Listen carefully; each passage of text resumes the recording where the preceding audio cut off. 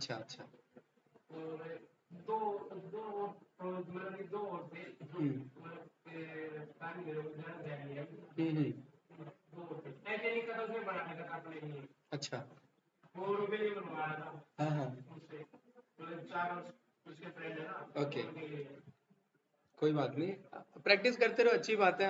आपको college level का भी मौका मिल रहा है, बाकी यूज यही होता है ना। आपको वर्क ऐसे ही करना होता है। राहुल जी आवाज आ रही है? हेलो। हाँ सर, आ रही है।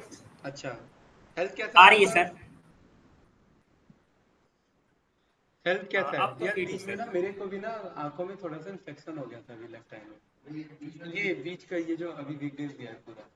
हाँ, बस हो गया था, पता नहीं अपने आप। फिर दिखाया, मैं गया हाफ डे में, तो उन्होंने दवाई दिया, 3-4 ड्रॉप दे दिया, ऑइंटमेंट दे दिया एक लगाने के लिए। तो अब थोड़ा सा रिलीफ है, अदरवाइज तो इश्यू तो था। नहीं, ऐसा कुछ नहीं है। देखो, आई फ्लू अगर फ्लू है तो स्प्रेड होता है, राइट। और अगर इंडिविजुअल है, हर एक को अपना अपना हो जाता है, रीजन होते हैं, तो उससे भी हो सकता है, राइट। ठीक है, चलिए। सो नाइफ बेस हमने कर लिया था, और मैंने कुछ टास्क दिए थे आप लोग के, ट्राई किया आप लोगों ने? कुछ पूछना उसमें तो बताइए। हमने कितने एल्गोरिदम कर लिए? कौन कौन से? लीनियर, हाँ। लॉजिस्टिक, हम्म ट्री नेक बाइस वाला, और डिसीजन ट्री वाला, और रैंडम फॉरेस्ट वाला, 5 कर लिए हमने। ठीक है, राइट। और नाइफ बेस में भी 3 हमारे अलग अलग मॉड्यूल हैं, अलग अलग पार्ट है। गॉसियन अलग है, बर्नौली अलग है, बाइनोमियल वाला, राइट, और मल्टीनोमियल अलग है। ठीक है, ओके। सो आज का हमारा काफी पॉपुलर एल्गोरिदम, जिसका नाम है हमारा SVM, और इसे हम बोलते हैं सपोर्ट वेक्टर मशीन एल्गोरिदम। ठीक है, मशीन लर्निंग के फील्ड में है SVM मॉडल। हाँ, मशीन लर्निंग के फील्ड में सबसे ज्यादा यूज होने वाला ये भी क्लासिफिकेशन का मॉडल है, एल्गोरिदम है। किस चीज के लिए यूज होता है? दोनों के लिए। दोनों में कौन? रिग्रेशन प्रॉब्लम के लिए भी, एंड क्लासिफिकेशन प्रॉब्लम के लिए भी। अभी जो हम एल्गोस पढ़ रहे हैं, मशीन लर्निंग एल्गोरिदम्स पढ़ रहे हैं, ये हम सुपरवाइज पढ़ रहे हैं, हम सुपरवाइज पढ़ रहे हैं, ये हम सुपरवाइज पढ़ रहे हैं। क्यों? क्योंकि सब में y है हमारे पास, x है n प्लस y है। तो ये किसका पार्ट है? कॉमन सी बात है, supervised SUPRVI supervised machine learning का पार्ट है ये। ठीक है, सुपरवाइज्ड ML का पार्ट ये है। जो रेन फॉरेस्ट मशीन लर्निंग है ये फिर रेन फॉरेस्ट या रैंडम फॉरेस्ट? रैंडम फॉरेस्ट नहीं, रेनफोर्समेंट। अच्छा, रीइंफोर्समेंट, हाँ, रीइंफोर्समेंट मशीन लर्निंग। हाँ, ये फिर AI का पार्ट है। नहीं, रीइंफोर्समेंट मशीन लर्निंग का ही पार्ट है। हाँ, रीइंफोर्समेंट लर्निंग में एक्चुअली रियल टाइम में वो पर्टिकुलरली कुछ डिसीजंस लेता है और कुछ आउटकम प्रेडिक्ट करता है। अगर वो आउटकम सही पाया गया, क्योंकि एक्चुअल तो बाद में चेक होगा ना, तो अगर वो सही है तो उसको गुड रिमार्क्स मिलते हैं, गुड पॉइंट्स दिया जाता है। और अगर वो गलत होता है तो उस पर पेनल्टी लगाई जाती है। और ये मॉडल लगा के देता है रियल टाइम में। जैसे भाई, रियलिटी तो पता लग रहा है ना, रियलिटी क्या है, उसने कुछ प्रेडिक्ट किया और फाइनल रियलिटी से कंपेयर किया और ये पाया गलत है, तो मॉडल पे लग गया पेनल्टी। तो AI में ज्यादातर रिइंफोर्समेंट मशीन लर्निंग यूज होता है, क्योंकि प्रिडिक्ट क्या करना है वो रियल टाइम होता है और पता नहीं होता, गलत भी प्रिडिक्ट कर सकता है। तो आप चैट जीपीटी हो गया या जितने भी जीपीटीज आ रहे हैं, उसमें आप नीचे लास्ट में देखेंगे फीडबैक का ऑप्शन होता है कि if you satisfied with the reply, then particularly आप उसको एक लाइक करिए, रिवॉर्ड दीजिए। रिवॉर्ड देंगे तो उसके मॉडल में जाकर के ट्रेनिंग होगा कि हाँ, इस टाइप के क्वेश्चन का ये रिप्लाई एक्सेप्टेबल है। तो वो रीइंफोर्समेंट लर्निंग का, हाँ, तो वो रीइंफोर्समेंट का पार्ट हो जाता है। और AI को एक्सप्लेनेबल कर, AI को एक्सप्लेन करें और वो भी चैटबॉट्स की हेल्प से तो कैसे लगता है। चैटबॉट की हेल्प से? चैटबॉट मतलब चैटबॉट में कैसे वो AI कैसे सपोर्ट? देखो, चैटबॉट में AI जो है ना, वो डिसीजन मेकिंग में AI हमेशा डिसीजन मेकिंग के लिए यूजफुल है। मल्टीपल न्यूरॉन्स, हमारे एक एक इंडिविजुअल न्यूरॉन्स जो है वो एक एक इंडिविजुअल वेट्स होते हैं। वेट्स यानी एक छोटे छोटे मॉडल, छोटे छोटे न्यूरॉन्स यानी छोटे छोटे मॉडल्स हो गए। उनका मेन पर्पस है decision making at the end करना। तो चैटबॉट में जब आप नॉर्मली कम्युनिकेट कर रहे हो, राइट, तो सामने अगर कोई पर्सन बैठा हुआ है, तो आपके चैट के बेस पे वो डिसीजंस ले रहा है, नॉर्मल पर्सन अगर कोई बैठा है तो। लेकिन अगर उस पर्सन को एलिमिनेट कर रहे हैं थोड़ी देर के लिए, तो आपके चैट के बेस पे चैटबॉट को डिसीजन लेना है कि आपने लिखा व्हाट इज माय प्रोडक्ट, आपने स्टेटस लिख दिया, एक मैसेज कर दिया show me my product status या show me my delivery status. उसके बेसिस पे अब वो उस चारों जो कीवर्ड्स है मेरे, उनको रीड करके उसे डिसीजन लेना है कि इस बंदे ने पूछा show me my product status, it means कि मुझे प्रोडक्ट का स्टेटस कुछ दिखाना है। उसका बैकएंड में फिर ट्रेनिंग करना पड़ेगा हमें कि प्रोडक्ट वर्ड अगर आ रहा है, स्टेटस वर्ड अगर आ रहा है और कुछ ग्रामेटिकल वर्ड्स अगर आ रहे हैं, तो उसके अकॉर्डिंग आपको ये रिजल्ट देना है। तो डायरेक्ट रिजल्ट दे देगा या आपसे पूछेगा what is your product ID, कुछ तो मांगेगा ना भाई। उससे कैसे पता कि आपको कौन सा प्रोडक्ट स्टेटस दिखाना है? तो वो मल्टीपल डिसीजन मेकिंग के लिए ट्रेन करना वो मेरा चैटबॉट का काम हो जाएगा। तो कोई भी मेरा एआई का मॉडल हो, आइदर चैटबॉट हो या फिर कोई भी पर्टिकुलरली क्लासिफिकेशन का मॉडल हो, या ये जो आपका चैट जीपीटी चल रहा है, ये तो खैर एक अलग तरीके से है, राइट। इसमें डिसीजन मेकिंग भी है प्लस रिवॉर्ड एंड रीइंफोर्समेंट का भी यूज हो रखा है, तो ये थोड़ा अलग कॉन्सेप्ट पे काम करता है। चैटबॉट ज्यादा इजी है comparatively to ChatGPT model. Chatbot को अगर मैं 10 आउट ऑफ ये स्केल करूं तो वो 2 स्केल में आ जाता है, लेकिन जीपीटी 8 आउट ऑफ 10 स्केल पे जाता है, क्योंकि उसमें लार्ज लैंग्वेज मॉडल पे ट्रेन करना होता है और चैटबॉट को एक पर्टिकुलर डोमेन में ट्रेन करना होता है। आपकी कंपनी किस डोमेन में वर्किंग है, मैं आपके कंपनी के चैटबॉट को उस डोमेन पे ट्रेन करूंगा। कोई दूसरी कंपनी किसी और डोमेन में वर्किंग है तो आपके चैटबॉट को उस पर ट्रेन किया जाएगा। जबकि जो लार्ज लैंग्वेज मॉडल्स होते हैं एलएलएम्स, चैट जीपीटी जैसे, वो पूरे मॉडल पे ट्रेंड होते हैं, एलएलएम्स बोला जाता है उन्हें। वो बहुत बड़े लैंग्वेज पे ट्रेंड हुए हैं, लार्ज लैंग्वेज मॉडल्स इसलिए हो जाते हैं, right. Multiple decision making capability उनके पास है। तो ये सब मशीन लर्निंग का ही एडवांस वर्जन है। मशीन लर्निंग बेसिक प्रॉब्लम्स को सॉर्ट आउट करने के लिए, और एआई उसी का एडवांस वर्जन है जो कि डीप लर्निंग से होता हुआ रास्ता निकलेगा हमारा। क्लियर है? कुछ पूछना है इसमें तो बताइए। नो देखिए गाइस, मैं ऑलरेडी इंसिस्ट करता हूँ आप लोगों को मशीन लर्निंग के क्लास में ऑफलाइन आइए, राइट। बिकॉज कई बार कुछ मुझे बोर्ड पे भी डिस्कस करना पड़ सकता है और वो पोर्शन तो रिकॉर्ड होगा नहीं इसमें। चलिए, तो सपोर्ट वेक्टर मशीन में थोड़ा सा शो कर देता हूँ पहले आपको। अब इसके थोड़ा सा इंट्यूशन के बारे में समझ लेते हैं एंड देन फिर इसके ऊपर वर्क करेंगे, राइट। हाँ, दोनों दोनों यूज हो सकता है, क्लासिफिकेशन प्लस रिग्रेशन के लिए, ठीक है। जैसे आपके पास यहाँ पर अगेन डेटा पॉइंट्स हैं, राइट। 3-4 डेटा पॉइंट्स मैं यहाँ पर बना लेता हूँ, फिर मैं एक ऑनलाइन गूगल का इमेज लेकर के शो कर दूंगा, राइट। वो ज्यादा इजी रहेगा। अब बहुत इजी एल्गोरिथम है गाइस, ध्यान रखना। लेकिन रियलिटी कुछ और होती है, एक्चुअल में रियल लाइफ सिनेरियोस कुछ और होते हैं हमेशा, ये भी ध्यान रखना।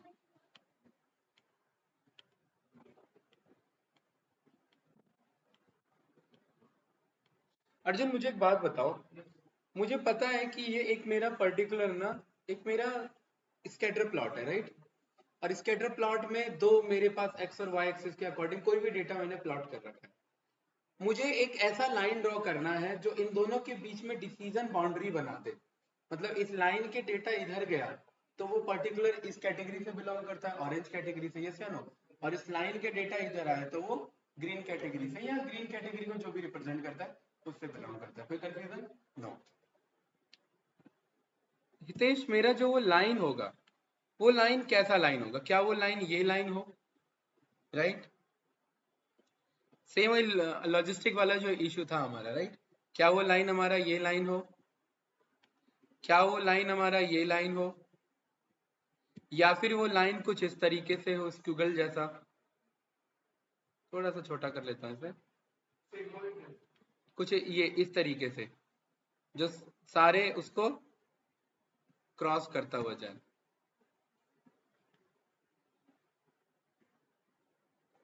कुछ इस तरीके से, हाँ स्क्यूगल जैसा, राइट। स्क्यूगल मीन्स ऊपर नीचे एस्कर जैसा भी फॉर्म होता हुआ आपका जा रहा है। तो मेरे पास अर्जुन प्रॉब्लम क्या है? मेरे पास प्रॉब्लम यह है कि ये जो मेरे डिसीजन बाउंड्री के लाइन है, ये मेरे कुछ भी हो सकते हैं, राइट। और मेरे को क्या, अब फिर वही बात है, मेरे को क्या फाइंड करना है? मेरे को वो फाइंड करना है जो मेरा बेस्ट लाइन हो, जैसे नो, ठीक है।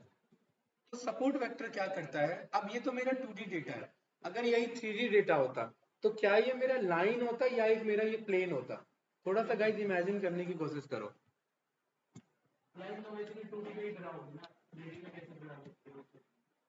जैसे मेरे पास ये अगर यही डेटा होता और ये डेटा कुछ 3D प्लेन में एग्जिस्ट कर रहा होता, तो अगर ये डिफरेंट डेटा पॉइंट्स मेरे होते तो इनको सेपरेट करने के लिए एक लाइन जा रहा होता या एक प्लेन जा रहा होता?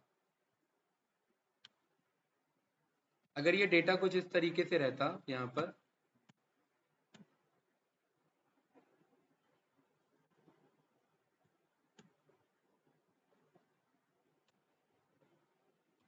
कुछ डेटा पॉइंट्स इधर ऐसे ही आपने बना दिया, क्या हुआ भाई? हैं? क्या? नहीं, प्लेन तो इनफाइनाइट होते हैं, मैथमेटिकल लाइन में प्लेन का कोई लिमिट नहीं है, ठीक है? एक्स प्लेन हो सकता है, वाई प्लेन हो सकता है, जेड प्लेन होता है, ये तो 3 बेसिक प्लेन है, लेकिन इनके अलावा भी आपका पर्टिकुलरली प्लेन होता है जिन्हें हम हाइपर प्लेन्स बोलते हैं। अब थोड़ा ध्यान से देखना कि ये ना, अब थोड़ा इमेजिन करना, ये ना कुछ इस तरीके का डेटा है कि ये एक एक्सिस के इधर जा रहा है और एक एक्सिस के इधर जा रहा है, तो इनको सेपरेट करने के लिए मेरे को एक प्लेन की जरूरत है जो कि लाइक समथिंग कुछ ऐसा दिख रहा होगा, कुछ इस तरीके से दिख रहा होगा, कैसे है ना? कुछ इस तरीके का ये प्लेन होगा, थोड़ा इमेजिन कर पा रहे हैं थोड़ा सा? ये इस तरीके का प्लेन होगा जो ऐसे जा रहा होगा और उसको ऑरेंज वाले को उधर सेपरेट कर रहा होगा और ग्रीन वाले को इधर सेपरेट कर रहा होगा, ये से नो? 3D के केस में मेरा प्लेन होगा, 2D के केस में मेरा लाइन होगा। What about n dimensional cases? अगर, क्योंकि ये बात आप जानते हैं मशीन लर्निंग के मॉडल में 2D मतलब मेरे पास दो डेटा, भाई x और y में मुझे ये x1 और x2 में मुझे सेपरेट करना था। 3D का मतलब है मेरे पास मल्टीपल x डेटा पॉइंट है, x1 x2 x3 x4, ये x1 x2 और x3 तीन, लेकिन व्हाट इन केस मेरे पास x1 x2 x3 x4 x5 x6 x7 x9 ऐसे डेटा पॉइंट्स हो मेरे पास, तो वो एक मेरा 3D डेटा नहीं, वो रहेगा तो 3D में, लेकिन वो n डायमेंशनल डेटा हो जाएगा। और n डायमेंशनल डेटा को सेपरेट करने के लिए प्लेन भी कैसा होना चाहिए? n डायमेंशनल प्लेन, तो उसे बोला जाता है हाइपर प्लेन बोला जाता है। और हाइपर प्लेन को मैं क्या कोई नहीं विजुलाइज करा सकता आपको, आपको बस इमेजिन करना है कि वो सारे डेटा पॉइंट को कट, यहाँ पर डिसीजन बाउंड्री देता हुआ चल रहा है। हाइपर प्लेन कुछ इस तरीके का है। Hyper plane means multiple dimensions को प्लेन से सेपरेट कर रहे हो। जब एक लाइन को आप एक 3D कर्व में लेके जाते हैं तो वो एक प्लेन बन जाता है, और जब उस प्लेन को ही n डायमेंशनल में लेकर के जाएंगे तो मल्टीपल प्लेन्स बनेंगे, तो कुछ वो हाइपर प्लेन जैसा बनेगा। हाइपर प्लेन आप इमेजिन भी नहीं कर सकते, बस आप ये समझिए कि वो कैसा प्लेन है जो इन सारे डायमेंशन पॉइंट को कट करता हुआ चल रहा है, लेकिन मैथमेटिकली क्योंकि ये एग्जिस्ट करता है इसीलिए मेरा मॉडल काम कर सकता है। और लॉजिस्टिक यहाँ पर फेल हो जाता है और यहाँ सपोर्ट वेक्टर यहाँ पर काम आता है, क्योंकि लॉजिस्टिक का एक लिमिटेशन है। मल्टीपल अगर डायमेंशंस आप इंक्रीज कर रहे हैं तो वहां पर chances of decision boundary draw करने में चैलेंजेस हैं, राइट? लेकिन जब हम सपोर्ट वेक्टर मशीन की बात कर रहे हैं तो ये प्लेन, हाइपर प्लेन या लाइन तीनों को ड्रॉ करने में कैपेबल है, कोई डाउट? लेकिन अब क्वेश्चन ये कि ये हाइपर प्लेन या लाइन ये बेस्ट कैसे हो, और इस मॉडल का नाम सपोर्ट वेक्टर मशीन क्यों है? सपोर्ट वेक्टर्स यहाँ पर क्या कहना चाहते हैं, ठीक है? अब थोड़ा ध्यान से समझना, इसके लिए मैं ऑनलाइन एक इमेज का यूज कर ले रहा हूँ क्योंकि ड्रॉ करने में टाइम लगेगा अभी मुझे।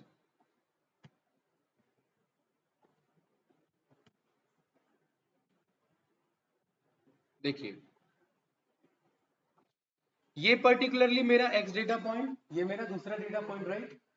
जो अर्जुन, ये जो सबसे क्लोजेस्ट एक मैंने लाइन ड्रॉ किया, ठीक है, एक मैंने लाइन ड्रॉ किया और उस लाइन के सबसे जो क्लोजेस्ट डेटा पॉइंट्स होंगे, जैसे ये लाइन ड्रॉ हुआ, इस लाइन में ग्रीन कैटेगरी का सबसे क्लोजेस्ट डेटा पॉइंट कौन सा है? इस लाइन के, और इस लाइन के सेकंड में ब्लू कैटेगरी के अलाउंग सबसे क्लोजेस्ट डेटा, सबसे पास का डेटा कौन सा है? जो सबसे पास का डेटा होगा वो क्या, कौन सा डेटा कहलाएगा? Support vectors. मतलब मेरा पर्पस है ये लाइन ढूंढना, तो हम क्या करेंगे, हम ये चेक करेंगे कि मेरा ग्रीन कैटेगरी का और ब्लू कैटेगरी का सबसे आसपास का डेटा कौन सा है, बताओ, ये मल्टीपल मॉडल जो आइट्रेशन रन करेगा वो पहले इसे चेक करेगा, क्या ये दोनों आसपास के डेटा पॉइंट है, क्या ये दोनों आसपास के डेटा पॉइंट है, क्या ये दोनों आसपास के डेटा पॉइंट है, यस या नो, कोई कंफ्यूजन इस वाले स्टेटमेंट में। और उसमें वो चेक करेगा कि सबसे मिनिमम डिस्टेंस किसका है, क्योंकि सबसे मिनिमम डिस्टेंस जिसका होगा वही सबसे आसपास के डेटा पॉइंट्स होंगे मेरे, यस या नो। और उन डेटा पॉइंट्स को हम क्या बोलेंगे, सपोर्ट वेक्टर्स बोलेंगे। मतलब इस सपोर्ट वेक्टर्स की हेल्प से, बताइए भाई। अच्छा, फजील राइट, बैठिए। आपका मशीन लर्निंग चल रहा है क्या? पावर बीआई सर आज से स्टार्ट तो हुआ था, लेकिन 5 से 7 का बैच था। हाँ हाँ, और आप आ गए हैं 10 से 12 पे। अब आपके पास 2 ऑप्शन है, या तो आप पूरा दिन बैठिए, बैठ के पढ़ाई करिए, ठीक है, अगर टाइम है। दूसरा ऑप्शन, अगर घर पास में है तो जा सकते हैं। और तीसरा ऑप्शन जो आपका चॉइस है, हाँ, तो आप बैठ सकते हैं, ठीक है। हाँ, मैम को इन्फॉर्म कर दो, आप बैठ जाओ जरिए, ठीक है। ओके, क्लियर है। ओके, तो अर्जुन सबसे पहले क्या करेगा, सारे सपोर्ट वेक्टर्स को ढूंढेगा और उन सपोर्ट वेक्टर्स में पाएगा कि सबसे क्लोजेस्ट डिस्टेंस किसका है, जहां पर 2 अलग कैटेगरी फॉर्म हो रहे हैं। ये हितेश इमेजिन कर पा रहे हो मैं क्या कहना चाह रहा हूँ, क्या कहना चाह रहा हूँ। इसने इन दोनों को सपोर्ट वेक्टर क्यों नहीं लिया अर्जुन, इस वाले ग्रीन और इस वाले ब्लू को? मैक्सिमम नहीं, मतलब इनके डिस्टेंस के बावजूद भी कोई डिस्टेंस है जो उससे भी मिनिमम था, इसलिए इन दोनों को नहीं लिया। भाई मैक्सिमम ये दोनों थोड़ा ना, ये यहाँ का और यहाँ का डेटा पॉइंट देखो, हाँ, तो उसकी ज्यादा, राइट, बिल्कुल। तो हमारा पर्पस क्या है कि सबका ये मॉडल सबका डिस्टेंस कैलकुलेट करेगा, राइट। लेकिन इसमें भी एक ग्लिच है, एक चैलेंज है। चैलेंज ये कि आपने जब ये क्लोजेस्ट वेक्टर्स फॉर्म कर लिए, क्लोजेस्ट वेक्टर फॉर्म कर लिए, इसके अकॉर्डिंग क्या कर लेंगे, एक लाइन ड्रॉ कर लेंगे, बिकॉज लास्ट पॉइंट मिल गया, लास्ट पॉइंट मिल गया, तो इसके अकॉर्डिंग आपने स्लोप ड्रॉ कर लिया। और स्लोप के लिए वही फिर लीनियर रिग्रेशन का जो मॉडल है कि बेस्ट लाइन क्या होगा आपका, स्लोप कैलकुलेट करता है ना वो सेम एज इट इज। क्योंकि ये अगर वेक्टर ये है सपोर्ट वेक्टर, तो जरूरी थोड़ी ना ये लाइन ऐसे जाए, ये लाइन ऐसे भी तो जा सकती थी, यस या नो, इमेजिन कर पा रहे हो।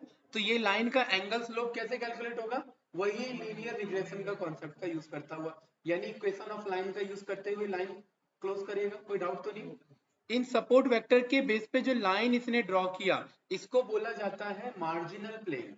क्या बोला जाता है, मार्जिनल प्लेन। यानी ये मेरा कौन सा प्लेन है, डॉटेड लाइन वाला, मार्जिनल प्लेन।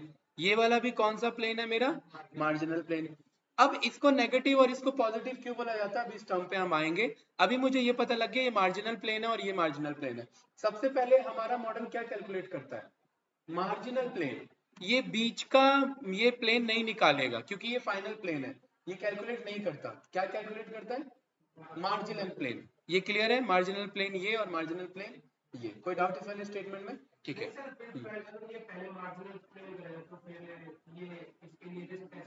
मैं बता रहा हूँ ना, क्योंकि इस मॉडल का क्या नाम है, सपोर्ट वेक्टर, और ये किसके सपोर्ट से ये मार्जिनल प्लेन निकाल रहा है, closest vector. Closest vector means closest data point. तो ये किसके हेल्प से निकालेगा, क्लोजेस्ट डेटा पॉइंट के हेल्प से निकालेगा। एक बार ये मार्जिनल प्लेन मिल गया, एक बार दूसरा मार्जिनल प्लेन मिल गया, ये तो इसका मीन ये मीडियन में वैल्यू जा रही है ना, ये बीच की लाइन जा रही है ना, बस। भाई इन दोनों का जब मिल जाएगा तो हाफ लाइन ड्रॉ करना कोई डाउट है क्या, पहले मार्जिनल प्लेन ही काउंट होगा, कैलकुलेट होगा, हाँ। नहीं, सपोर्ट वेक्टर के हेल्प से मार्जिनल प्लेन निकल रहा है। ग्रीन का सपोर्ट वेक्टर क्लोजेस्ट ये था, ब्लू का सपोर्ट वेक्टर क्लोजेस्ट ये था, मेरे पास 2 मार्जिनल प्लेन मिल गए। और मार्जिनल प्लेन ऐसे बहुत हो सकते हैं, 1 2 3 4 10 20 1000 मार्जिनल प्लेन हो सकते हैं। उन मार्जिनल प्लेन में भी मैक्सिमम मार्जिनल प्लेन ढूंढेंगे कैसे, पहले तो ये पता कर लेते हैं। अगर मार्जिनल प्लेन मिल गया, उस मार्जिनल प्लेन का हाफ वैल्यू ही मेरा क्या होगा, मेरा हाइपर प्लेन का वैल्यू होगा। कोई डाउट इस वाले स्टेटमेंट में, कोई डाउट नहीं। उस मार्जिनल प्लेन का हाफ वैल्यू जो जा रहा होगा, ये रहा मार्जिनल प्लेन, इस मार्जिनल प्लेन को जो बीच से कट करता हुआ जा रहा होगा, वही हाइपर प्लेन होगा मेरा। कोई कंफ्यूजन इस स्टेटमेंट में, कोई डाउट नहीं। यानी मेरे मॉडल को निकालना क्या है, मार्जिनल प्लेन। और मार्जिनल प्लेन किसके हेल्प से निकलेगा, सपोर्ट वेक्टर्स के हेल्प से। और ये सपोर्ट वेक्टर्स क्या कहलाते हैं, उस कैटेगरी का सबसे क्लोजेस्ट डेटा पॉइंट दूसरे कैटेगरी से। गॉट इट, यस या नो। ग्रीन कैटेगरी का सबसे क्लोजेस्ट पॉइंट ब्लू का। अब आप चेक करिए, यही दोनों तो आसपास आ रहे हैं ना, या ये दोनों आसपास आ रहे हैं, या ये दोनों आसपास आ रहे हैं। कौन आ रहा है आसपास? ये दोनों आ रहे हैं। कोई कंफ्यूजन तो नहीं है इस स्टेटमेंट में? गुड। बिकॉज अब मेरा मार्जिनल प्लेन निकल गया, इसका हाफ वैल्यू ही मेरा हाइपर प्लेन का वैल्यू होगा। अब क्वेश्चन ये है कि मेरा मार्जिनल प्लेन कैसे निकलेगा, राइट? मेरा क्वेश्चन कहता है कि मार्जिनल प्लेन जो है पर्टिकुलरली जो नियरेस्ट सपोर्ट वेक्टर है उनके बेसिस पे ले लो, लेकिन ऐसा नहीं होता। वो उसमें भी क्या करता है कि वो नियरेस्ट तो लेता है, प्लस नियरेस्ट में भी आपको ये चेक करना होता है कि इनके बीच का डिस्टेंस नियरेस्ट ना हो। मतलब ध्यान से देखना, इनके बीच का ये जो दोनों मार्जिन के बीच का डिस्टेंस अगर नियरेस्ट हो गया तो आपके मॉडल में एरर होने के चांसेस बढ़ जाएंगे।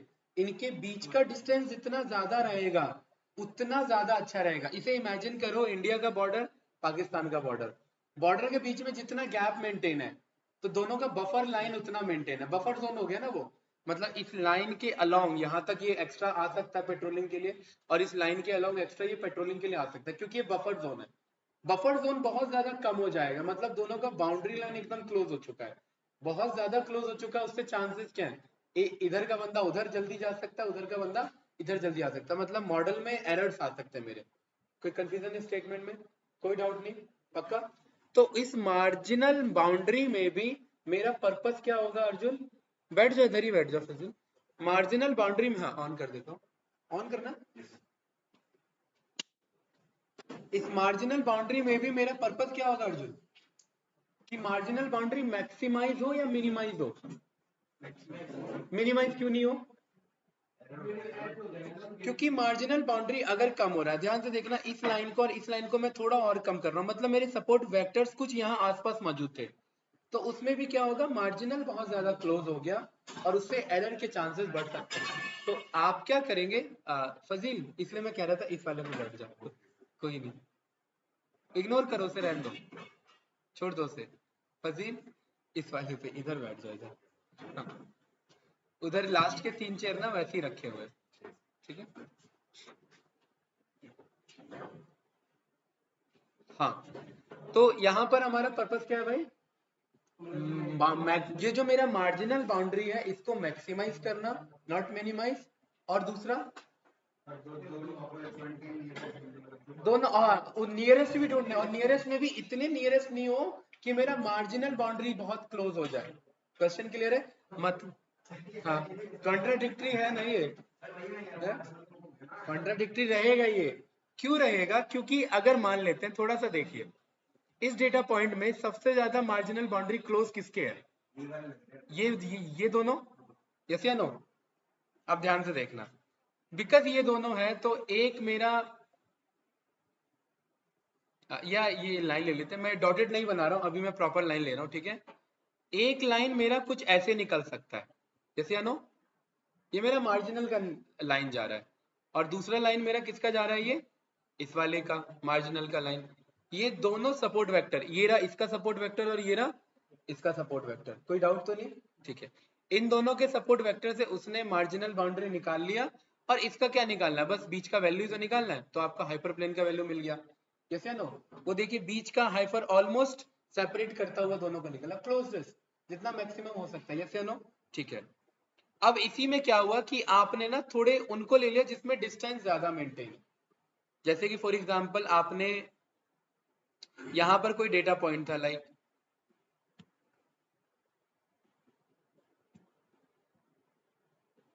इधर आसपास कहीं एक डेटा पॉइंट था, ठीक है? और आपने ये लाइन ड्रॉ कर लिया, एक तो इसके लिए और एक दूसरा इसके लिए। क्लियर है? परफेक्ट। और इन दोनों में फिर से आपने बाउंड्री को, मार्जिनल रीजन को चेक किया, और फिर इनमें चेक किया कि पर्टिकुलरली मेरा मैक्सिमम किस में आ रहा है। अब मैक्सिमम ही अगर लाना था तो मैं एक मार्जिनल बाउंड्री यहां से ले लेता और एक मार्जिनल बाउंड्री यहां से ले लेता, सबसे ज्यादा मैक्सिमम है इसमें, है कि नहीं है?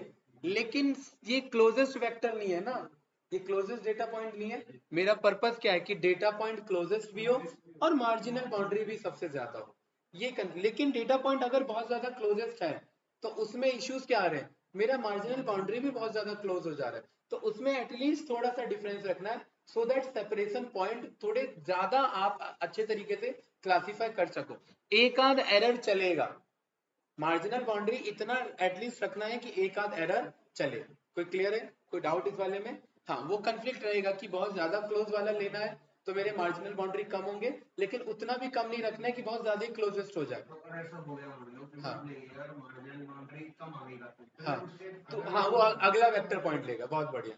अगर मार्जिनल बाउंड्री बहुत ज्यादा कम आ गई है तो कौन सा डेटा पॉइंट लेगा? अगले वेक्टर को चेक करेगा, और अगले वेक्टर में अगर मार्जिनल बाउंड्री अच्छी में, और अगले में भी ऐसा नहीं है कि लास्ट को उठा लेगा, उसमें तो सबसे ज्यादा मार्जिनल बाउंड्री मिल रही, लेकिन फिर वही बात है, डेटा पॉइंट भी तो सेग्रीगेट होने चाहिए ना, क्लासीफाई होने चाहिए ना। भाई ऑरेंज में ऑरेंज भी तो मैक्सिमम आने चाहिए, ऑरेंज में ग्रीन आ रहा है, क्या फायदा ऐसे मार्जिनल बाउंड्री का? कोई फायदा नहीं है। ठीक है, तो इसमें ना दो कॉन्सेप्ट आ जाते हैं, एक तो आ जाता है गामा वैल्यू, और एक आ जाता है रेगुलाइजेशन। क्या आ जाता है?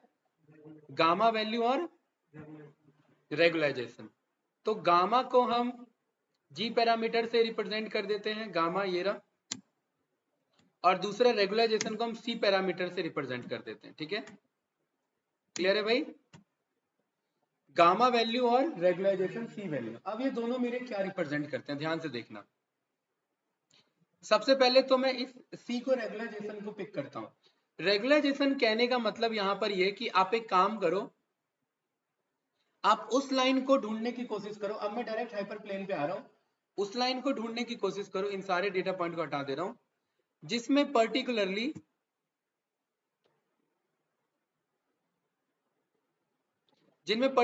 जो मेरा, ये जो मेरे क्लोजेस्ट वेक्टर है, उन क्लोजेस्ट वेक्टर से ज्यादा डिस्टेंस हो। क्या हो? ज्यादा डिस्टेंस हो। और यही तो हम चाह रहे थे, यस या नो? क्लोजेस्ट वेक्टर से क्या हो भाई? ज्यादा डिस्टेंस हो। ये सब मेरे आपस में क्या है? ये सारे मेरे नियरेस्ट क्लोजेस्ट वेक्टर है कि नहीं है? इन सब से क्या हो? ज्यादा डिस्टेंस हो। उससे क्या होगा? मेरा मार्जिनल बाउंड्री अच्छा क्रिएट होगा। क्लियर है? ज्यादा डिस्टेंस होगा। लेकिन रेगुलराइजेशन कहता है कि अगर एक आध एरर भी आ रहा है, मतलब इस बाउंड्री को ड्रॉ करने के चक्कर में अगर आपके पास एक आध एरर भी आ रहा है, ये नहीं, तो वो एरर कंसिडरेबल होगा हमारा। ये हमारा अगर एरर, अगर मैं रेगुलराइजेशन में लिख रहा हूं r इज इक्वल्स टू 10, इसका मतलब क्या है कि मैं 10 डेटा पॉइंट दोनों बाउंड्री के बियॉन्ड क्रॉस कराने को रेडी हूं। इट मींस मैं कह रहा हूं कोशिश करो बेस्ट लाइन फाइंड करने की, वो लाइन फाइंड करने की कोशिश करो जो एक तो लीनियरली सेपरेबल हो, मतलब ऐसा ना हो कि कर्व जा रहा हो, वो कैसा हो? लीनियरली हो। और दूसरा कि मैक्सिमम वेक्टर से वो दूर हो ज्यादातर डेटा पॉइंट से, और उसमें अगर एक आध डेटा पॉइंट आगे पीछे भी हो रहे हैं तो वो मैं कंसीडर कर सकता हूँ। और वो वैल्यू कौन ये स्पेसिफाई करेगा? वो मैं स्पेसिफाई करूंगा। अगर मैं सी की वैल्यू लिखता हूँ 5, इसका मतलब क्या है कि मैं 5 डेटा पॉइंट को बाउंड्री क्रॉस कराने का कंसीडर कर रहा हूँ। मतलब मैं कह रहा हूँ मेरे को बेस्ट लाइन दो, अगर उस बेस्ट लाइन में 5 डेटा पॉइंट आगे पीछे भी हो रहे हैं, एरर भी हो, तो मेरा कंसिडरेबल है। ये मेरा कौन सा इसका हाइपर पैरामीटर है? Regularisation parameter. कोई डाउट इस वाले स्टेटमेंट में? नो। और ये मेरा पर्टिकुलरली, ये मेरा रेगुलराइजेशन का टेक्निक होता है। गामा पैरामीटर मेरे को क्या कहता है? गामा पैरामीटर मेरे को यहाँ पर ये बोलता है कि भाई ये जितने मेरे डेटा पॉइंट्स हैं, इन डेटा पॉइंट से देखो, एक मेरा है मैक्सिमम बाउंड्री के लिए, और दूसरा है मेरा सबसे क्लोजेस्ट मिनिमम वेक्टर होना चाहिए। तो गामा कहता है कि वो वाला आप डेटा पॉइंट लो, हाइपर प्लेन लो, जिनका सबसे क्लोजेस्ट हो। कौन सा हो? सबसे क्लोजेस्ट। लेकिन इस वाले में आपको पर्टिकुलरली वो वैल्यू आगे पीछे अलाउ नहीं कराना है। मतलब गामा अगर आप कम कर रहे हैं तो इसका मतलब है आप ये कह रहे हैं कि कोई भी डेटा पॉइंट बाउंड्री क्रॉस नहीं होना चाहिए। और रेगुलराइजेशन अगर आप बढ़ा रहे हैं तो आप क्या कह रहे हैं कि डेटा पॉइंट आपको क्रॉस होना चाहिए। मतलब गामा जो है आपके मॉडल को ओवरफिट करेगा। क्या करेगा? ओवरफिट करेगा। क्यों? क्योंकि आप कह रहे हो कोई भी डेटा पॉइंट क्रॉस नहीं होना चाहिए। लेकिन गामा में क्या इश्यू आएगा कि वो लाइन नहीं बनाएगा, वो फिर क्या बना सकता है? एक कर्व बना सकता है। और कर्व बना सकता है तो मेरा इक्वेशन ऑफ लाइन फॉलो नहीं हो रहा है, यस या नो? फिर मेरा पॉलिनोमियल फॉलो होगा। कर्व बनने का मतलब ही है पॉलिनोमियल फॉलो होना। ठीक है, तो गामा का मतलब है पर्टिकुलरली हर डेटा पॉइंट को सेपरेट करते हुए चलो, लाइन नहीं, मैक्सिमम जितना हो सकता है उन डेटा पॉइंट को सेपरेट करो, वो मेरा गामा वैल्यू होगा। और रेगुलराइजेशन का मतलब है कि बेस्ट लाइन कोशिश करो, अगर एक आध वैल्यू कुछ इधर उधर बाउंड्री क्रॉस हो रही है तो वो कंसिडरेबल है। तो आप रेगुलराइजेशन भी बढ़ाते घटाते हैं और गामा वैल्यू भी बढ़ा सकते हैं और घटा सकते हैं। इससे मॉडल आप ओवरफिट और अंडरफिट बना सकते हैं। गामा वैल्यू बढ़ाएंगे तो पर्टिकुलरली मॉडल ओवरफिट की तरफ बढ़ेगा, और रेगुलराइजेशन को बढ़ाएंगे तो बेस्ट लाइन, यहाँ पर जो ये इक्वेशन ऑफ लाइन है स्ट्रेट लाइन की तरफ मॉडल बढ़ेगा, लेकिन कुछ इंप्योरिटीज बढ़ सकती है आपके मॉडल में। कोई डाउट इस वाले स्टेटमेंट में? नो। तो अब आपके मॉडल ने क्या किया, नियरेस्ट क्लोज सपोर्ट वेक्टर का यूज करके दो मार्जिनल बाउंड्री निकाल लिए। इसे बोला गया नेगेटिव हाइपरप्लेन। मार्जिनल प्लेन है ना ये, कोई भी डेटा जो आपके एक्स एक्सिस के नेगेटिव नीचे जा रहा हो तो वो नेगेटिव हाइपरप्लेन, जो ऊपर जा रहा हो तो वो पॉजिटिव हाइपरप्लेन। इन दोनों का मीडियन यानी बीच का मीन वैल्यू क्या हो जाएगा, एक्चुअल हाइपरप्लेन हो जाएगा। कोई डाउट तो नहीं? आपका मेन पर्पस है कि मार्जिनल डिस्टेंस इन दोनों का क्या हो, एवरेज वैल्यू, सेंट्रल वैल्यू। इसका सेंट्रल वैल्यू क्या आएगा, हाफ मीन ही आएगा, राइट भाई, इधर का इधर और इधर का इधर, ये सेंट्रल वैल्यू इधर ही आएगा, ठीक है। और आपका पर्पस होना चाहिए इनके बीच का बाउंड्री का मार्जिन जो है वो मैक्सिमाइज हो। मिनिमाइज होगा तो उससे क्या होगा, एरर आने के चांसेस होंगे। और इन्हें सपोर्ट वेक्टर्स बोला जाता है क्योंकि इन्हीं के हेल्प से ये मार्जिनल बाउंड्री या मार्जिनल हाइपरप्लेन कैलकुलेट किया जाता है। इसलिए इस मॉडल का क्या नाम है, सपोर्ट वेक्टर मशीन। कोई डाउट इस वाले कोई? ठीक है। अब आप कोई भी यहां पर ड्राइंग उठा लीजिए, अब आप समझ जाएंगे। कोई भी डायग्राम, क्या ये डायग्राम क्लियर है? यहां पर ये मैक्सिमाइज मार्जिन क्यों लिखा है, क्योंकि हमारा पर्पस क्या है, बफर जोन ज्यादा क्रिएट हो, उससे क्या होगा, क्लासिफिकेशन ज्यादा आसान होगा, ठीक है। यस या नो? ओके। और कोई डायग्राम देखते हैं, ये वाला। अब मुझे बताओ कि इन, ये डायग्राम अच्छे से कॉल नहीं हुआ,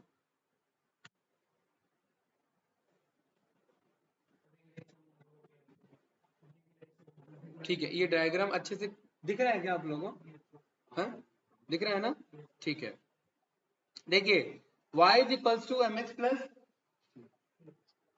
सी, आप कांस्टेंट, हाँ, y is equals to M X plus B ले लो या सी ले लो, कुछ भी ले लो। ये इक्वेशन ऑफ लाइन m को यहाँ w से रिप्रेजेंट कर दिया गया, ठीक है। ये से नो, ये वाला w से रिप्रेजेंट हो रहा है, ये वाला w से रिप्रेजेंट हो रहा है, दोनों का क्या है, ये आपका लाइन है, इक्वेशन ऑफ लाइन है। इसका बीच का वैल्यू क्या होगा, इन दोनों का जो डिफरेंस है, ये इन दोनों का जो डिस्टेंस है, ये दोनों डिस्टेंस आपका क्या कहलाएगा, मार्जिनल डिस्टेंस, बाउंड्री डिस्टेंस कहलाएगा। और इसका हाफ वैल्यू क्या कहलाएगा, इसका हाइपरप्लेन का वैल्यू, यस या नो, राइट। मार्जिनल प्लेन का वैल्यू, तो इसका हाफ वैल्यू तो हमारा पर्पस है कैलकुलेट करने का, यस या नो, ठीक है। और ये देखिए, ये मेरा हाइपरप्लेन जा रहा है इधर से, जो मैं आपको 3D में शो करना चाह रहा था, यस या नो। ए मेरा एक्स डेटा पॉइंट, ये रहा एक्स का दूसरा डेटा पॉइंट, या वाई मत बोल देना। और इनको सेपरेट करने वाला ये प्लेन, अभी तो प्लेन है क्योंकि आप विजुलाइज कर पा रहे हो, ये आपका 3D प्लेन है, ठीक है। और कोई डायग्राम देखिए इसमें, सब सेम मिलेगा, अब सब कॉमन मिलेगा। आई थिंक आप समझ पा रहे हो। कुछ पूछना है तो इसमें बताइए। ये वाला डायग्राम जो मैं आपको शो कर रहा था, अभी बताया था ना, अगर कर्व गया तो पॉलिनोमियल बन गया, राइट, है ना। क्यों, और ये गामा के बेस पे गया, यानी कि आपने गामा पैरामीटर को ट्यून किया, हाइपर पैरामीटर का काम है सब। तो यहाँ पर हाइपर पैरामीटर ट्यून कर रहे हो, आप कहना चाह रहे हो कि पर्टिकुलरली एक ऐसा हाइपर प्लेन बनाओ जो स्ट्रेट ना हो, राइट, जो कि सारे कर्व को, हाँ मतलब जितना हो सकता है सेपरेट करता हुआ जाए। तो एक कर्व बन गया, एक कर्व का प्लेन बन गया, तो वो हाइपर प्लेन बन गया। और रेगुलराइजेशन बढ़ाएंगे तो स्ट्रेट लाइन देगा, उसमें एक आध एरर्स भी आ सकते हैं, शिफ्ट हो सकते हैं। कोई डाउट तो नहीं? ठीक है।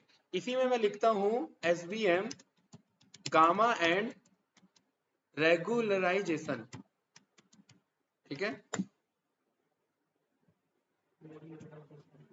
और इसके इमेजेस को हम कॉल कर लेते हैं, और आप खुद ये समझ जाओगे देखते के साथ, हाई गामा और लो गामा का क्या मतलब है यहाँ पर।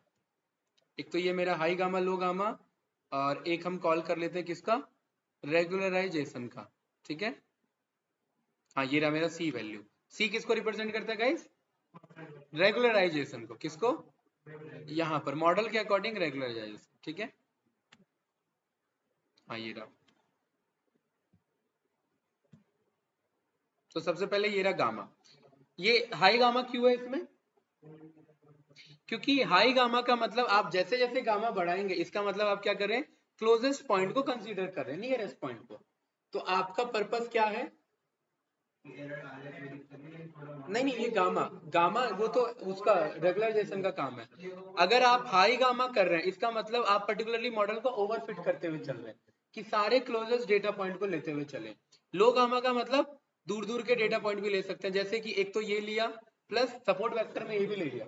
सिंपल सा ध्यान रखो, हाई गामा मतलब पास के क्लोजेस्ट वेक्टर लेने हैं, लो गामा मतलब दूर के भी वेक्टर ले लेने हैं, उन दूर के वेक्टर का भी यूज करके प्लेन बना लो, तो मेरा लो गामा हुआ।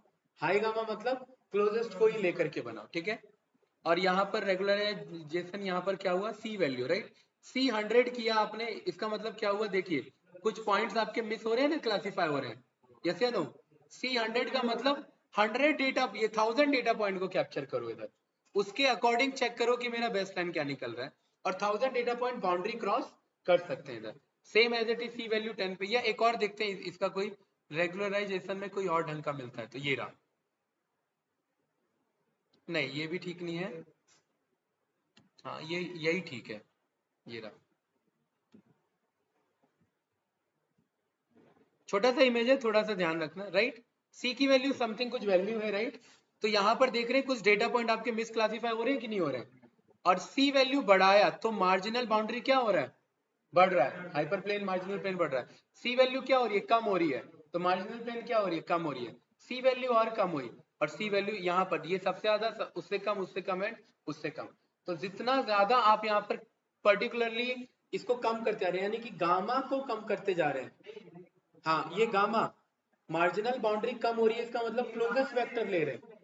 नहीं, रिग्रेशन तो है ही, लेकिन रेगुलराइजेशन है, लेकिन वो दोनों इंटरडिपेंडेंट है ना, एक दूसरे पे डिपेंडेंट है ना।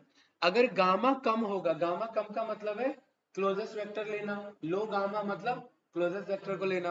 क्लोजेस्ट वेक्टर को लेना तो मार्जिनल बाउंड्री छोटा बनेगा ना भाई, जैसे नो। और मार्जिनल बाउंड्री छोटा बन रहा है, तो यानी कि रेगुलराइजेशन में पर्टिकुलरली आप कह रहे हो कि कम से कम डेटा इम्प्योरिटी में जाए, यस या नो, वो दोनों इंटरडिपेंडेंट है। और यहाँ पर आपने रेगुलराइजेशन भी बढ़ा दिया, इसका मतलब गामा वैल्यू भी बढ़ा दिया आपने, तो पर्टिकुलरली यहाँ पर देखिए ज्यादा डेटा पॉइंट्स आपके कैप्चर हो रहे हैं। तो ये डायरेक्टली पूरा मॉडल इसी के बेसिस पे ऊपर डिपेंडेंट है। ये सारे इमेजेस मैं लगा दूं या फिर आप लोग लगा लेंगे, बताइए। चलिए ये मैं लगा देता हूँ, 3 ही 4 है। एक तो ये वाला इमेज है आपका, ठीक है। फजील, मैसेज नहीं देखा था आपने? ओके ओके, राइट, लेट हो गया थोड़ा सा है। और आप तो यार मतलब काफी बैचेस के बाद आए हैं, बहुत सारे बैचेस हुए।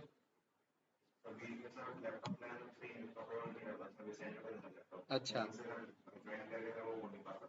चलिए, क्या क्या कंप्लीट कर लिया आपने? हाँ हाँ, उस बैच में ऐड थे ना, वो हो गया है, और ऑलमोस्ट वो भी कंप्लीट, ठीक।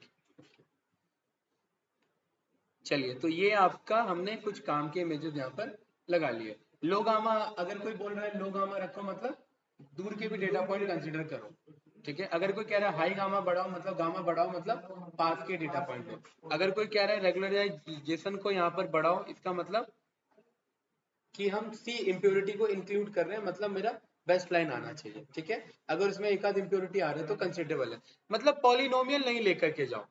रेगुलराइजेशन बढ़ाना मतलब लाइन लेकर के आना, यस या नो। और गामा बढ़ाना मतलब पॉलिनोमियल पे जाना। एक डायग्राम था ना इधर, कहाँ है वो डायग्राम?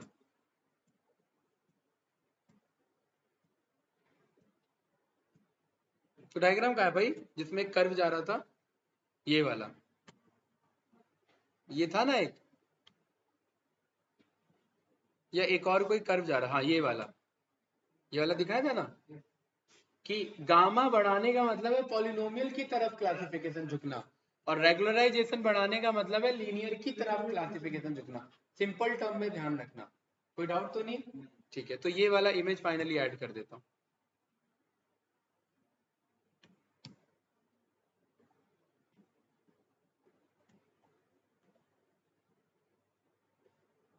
अब बाकी मॉडल का इसका प्रोसीजर तो क्लियर है कि ये हर एक आइट्रेशन पे चेक करेगा, कैलकुलेट करेगा, बेसिक वही लीनियर यूज कर रहा है, वही लाइन ड्रॉ कर रहा है। तो मतलब आप अगर इसे समझना चाहो अर्जुन, तो ये कौन कौन सा एल्गोरिथम यूज कर रहा है? हाँ, ये क्लासिफिकेशन में भी लीनियर यूज कर रहा है क्योंकि लाइन दे रहा है ना, राइट। लेकिन अगर गामा बढ़ा दोगे तो क्लासिफिकेशन में भी पॉलिनोमियल ये रिग्रेशन को यूज कर रहा है क्योंकि प्लेन बनाने के लिए, राइट। तो ये बैकएंड में लीनियर रिग्रेशन से ही डिराइव हुआ है, ठीक है। रिग्रेशन का ही मॉडल है, इसीलिए ये रिग्रेशन भी परफॉर्म कर सकता है। Got it?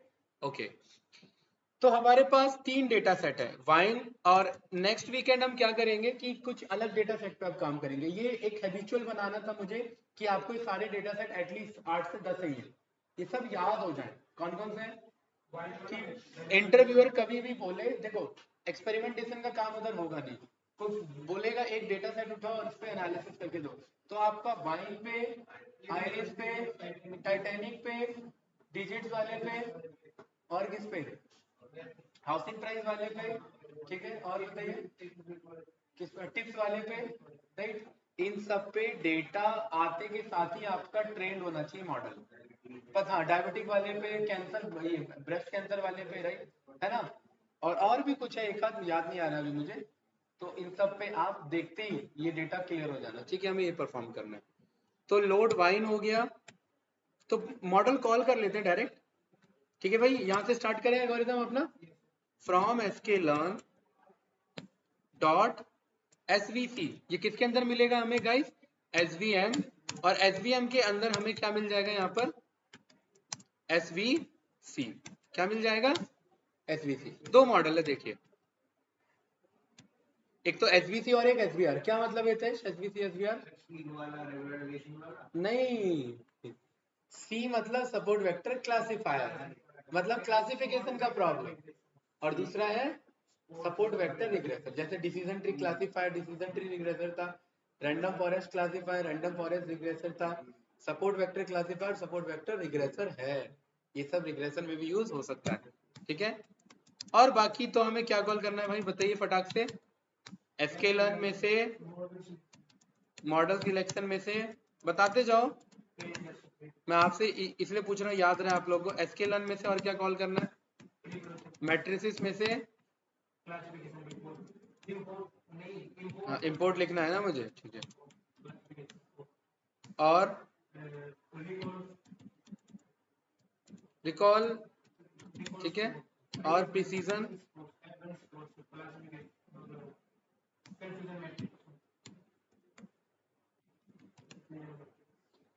परफेक्ट। और बताइए, स्केलर की रिक्वायरमेंट अभी हमें वैसे नहीं है इधर, ठीक है ना। इस वाले हम इस पे काम करेंगे ना, आयरिस पे, वाइन पे और इस पे। हाँ, तो इनमें तो हमें रिक्वायरमेंट अभी नहीं है, ठीक है, वो रहने दो। और बताइए, तो डेटा मंगा लेते हैं ना भाई जब इस पे काम करना था, ठीक है। Import everything, right. और बताइए, और सोचिए कुछ छूट रहा है क्या? हाँ, इंपोर्ट पांडास छूट रहा है ना। From matplotlib import pyplot S plt, ऐसे भी बुला सकता हूँ कि नहीं बुला सकता? Import matplotlib dot pyplot S plt बोलते थे ना, तो मैं कह रहा हूँ मैटप्लॉटलिब में से pyplot बुलाओ और उसको एस plt कॉल कर लो।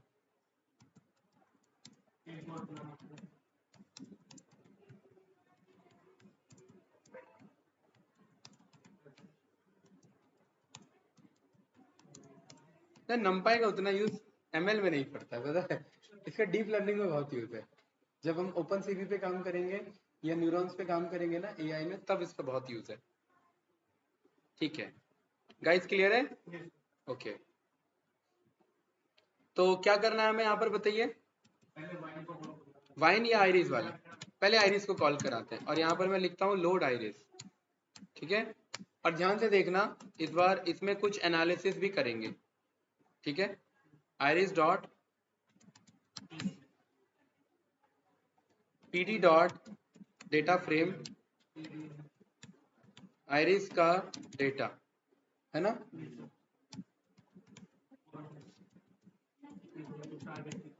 Columns is equals to features name, right,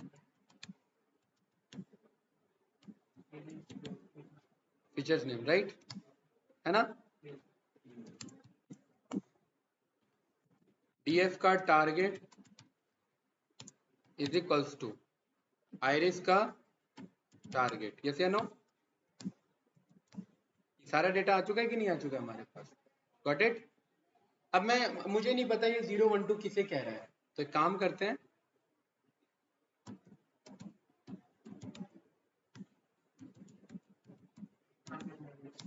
target names है ना हमारे पास, तो मुझे पता है ये 0 है, ये 1 और ये 2 है। अर्जुन, मैं चाहता हूँ एक नया कॉलम ऐड हो जिसमें 0 अपने आप पिक कर ले, 1 अपने आप पिक कर ले, 2 अपने आप पिक कर ले। अप्लाई यूज होगा, लैम्डा फंक्शन यूज होगा, बताइए क्या कोड लिखूं।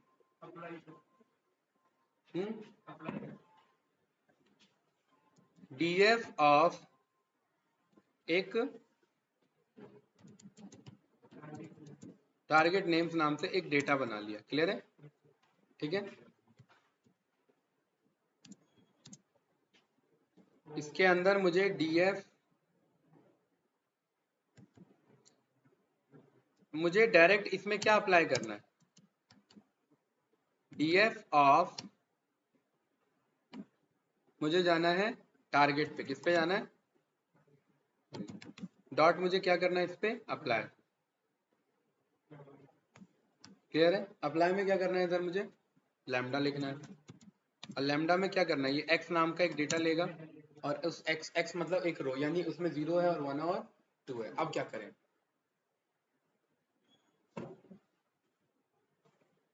कि अपने आप नेम कॉल हो जाए, नाम आ जाए, जैसे 0 है ना, तो 0 के बगल में क्या लिखा आ जाए, सेटोसा, 2 के बगल में क्या लिखा आ जाए, वर्जीनी का, ऐसे।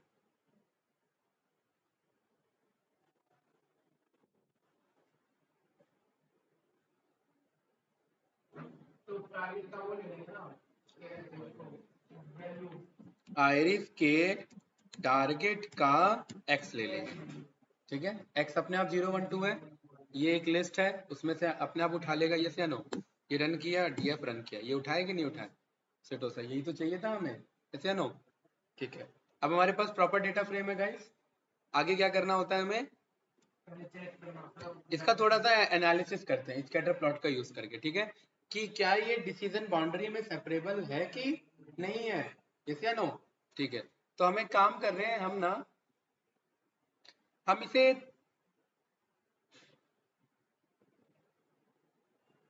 तीन डेटा फ्रेम में ब्रेक कर ले रहे हैं, हम इसे 3 डेटा फ्रेम में ब्रेक कर ले रहे हैं, df0, df1 और df2। df0 में कौन सा डेटा फ्रेम होगा, सिटोसा का सारा डेटा होगा, df1 में क्या होगा, दूसरा वाला जो भी वर्सिकुलर, और df2 में क्या होगा, तीसरा। तो मैं कह रहा हूं इस df0 में वो रखो जहां पर df का टारगेट बराबर है 0, और इसका क्या करा लो, मास्किंग करा लो। नहीं, टारगेट इज इक्वल टू 0, बात तो है ना, टारगेट नहीं में तो सिटोसा लिखना होता, क्लियर है। 0 मतलब सिटोसा है ना, df1 में क्या ले लो, जहाँ टारगेट 1 हो, यस या नो गाइस, और df2 में क्या ले लो, जहाँ टारगेट 2 हो। कोई डाउट तो नहीं, df0 चेक करेंगे तो ये सारे सिटोसा है, df1 चेक करेंगे सारे वर्सिकुलर है, आ रहे हैं कि नहीं आ रहे, और df2 चेक करेंगे सारे वर्जिनिका है। कोई कंफ्यूजन, नो। ये क्यों किया है ये बताएंगे अभी। यहाँ पर आप df डॉट शेप चेक करेंगे तो टोटल 150 है, 50 50 50 तीन डेटा आपके पास है, तीनों क्लासेस को रिप्रेजेंट कर रहे हैं। अब मैं यहाँ पर कह रहा हूँ कि मुझे स्कैटर प्लॉट करना है, मैं देखना चाह रहा हूँ कि अगर मैं कोई ये दो डेटा लेता हूँ, सेपल लेंथ और सेपल विड्थ ऑफ 2 कैटेगरी, तो क्या वो मुझे अलग अलग शो करता है या नहीं शो करता है। तो हमने बोला plt डॉट क्या लो, स्कैटर, दोनों में है, plt का ले लेते हैं, plt डॉट स्कैटर, और स्कैटर में हमने क्या डेटा दे दिया, एक तो df के 0 का कौन सा डेटा लो, df के 0 का सेपल लेंथ लो और सेपल विड्थ लो। मैं दो चीज पे एनालिसिस देना चाहता हूं, ये क्लियर हो रहा है कि नहीं हो रहा है, बताओ भाई। df ऑफ 0, ये मेरा df 0 यानी डेटा फ्रेम 0, डेटा फ्रेम 0 का क्या लो, sepal length, comma data frame 0 का क्या लो, सेपल विड्थ लो। हितेश कोई डाउट तो नहीं इसमें, पक्का?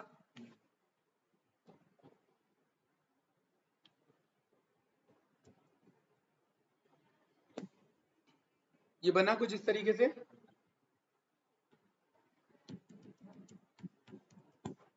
परफेक्ट।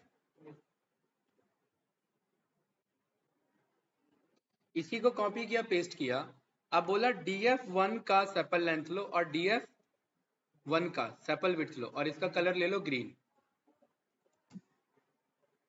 सेपरेट हो रहा है कि नहीं हो रहा है? क्या एक हाइपरप्लेन यहां से पास नहीं हो सकता था?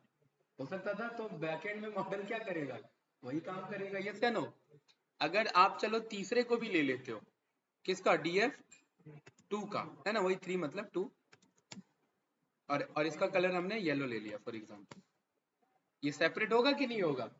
अब देखिए, एक बार में दो डेटा हम इसीलिए एनालाइज कर रहे थे क्योंकि तीसरा कंफ्लिक्ट पैदा कर रहा है, राइट? इसीलिए मैं कह रहा हूं अभी बस एक बार में दो को एनालाइज करो, क्योंकि सेपल एंड सेपल विड्थ में ज्यादा क्लैरिटी मिल रहा है कंपैरेटिवली टू मैं अगर df2 का यूज करूं, ठीक है? ओके, सेम मैं इसी को कॉल कर रहा हूं और मैं यहां पर बोल रहा हूं कि मुझे ना सेपल लेंथ सेपल नहीं, इस बार मुझे पेटल लेंथ पेटल विड्थ का बताओ। पेटल लेंथ पेटल विड्थ, और इसमें भी petal length and petal width, ठीक है भाई तेज? तो देखिए क्या वो अलग हो रहे हैं कि नहीं हो रहे हैं? और इनमें इतने इजी से देखिए हाइपरप्लेन क्रिएट हो जाएगा। सपोर्ट वेक्टर यहाँ से एक उठा लेगा, यहाँ से एक उठा लेगा, बीच में लाइन ड्रॉ कर लेगा, वही y mx plus c line equation को यूज करके मार्जिनल बाउंड्री मिल जाएगा, यानी मार्जिनल प्लेन का हाफ हाइपरप्लेन उठा लेगा और उसके अकॉर्डिंग मेरे पास क्लासिफिकेशन बाउंड्री बन गई। अब इस हाइपरप्लेन के कोई डेटा उधर गया तो वो ग्रीन, इधर आया तो वो रेड, तो उसके अकॉर्डिंग जो कैटेगरी बन रही है वो शो कर देगा। कोई डाउट? नो। चलिए इसमें ना थोड़ा ये भी शो कर देते हैं कि ये डेटा किस किस का है। तो plt डॉट एक्स लेवल में क्या लिख दें कि ये पेटल लेंथ है ना, petal length versus petal width है कि नहीं है? बताओ भाई, ये है पेटल लेंथ और ये है पेटल विड्थ, ठीक है?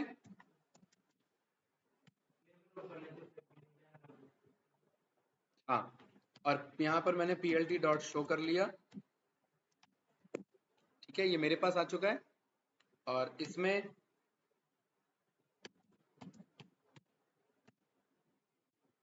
ये df0 0 कौन सा है डेटा? सिटोसा है।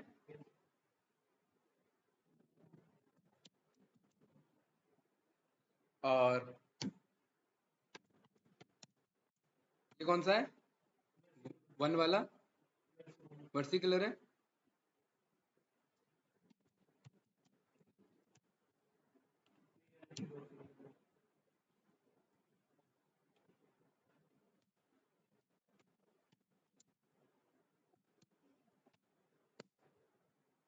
परफेक्ट, ठीक है। सेम इसके लिए भी कर दे ये चीज।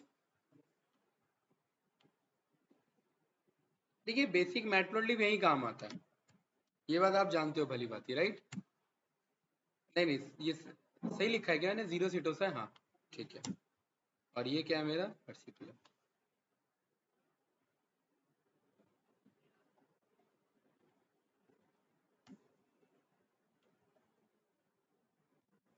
plt डॉट,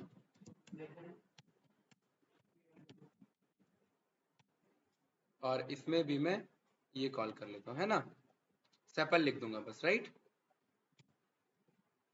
कोई कंफ्यूजन?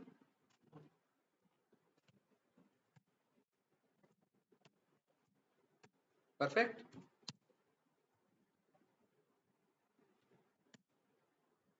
कुछ एरर है क्या? नहीं, ठीक है।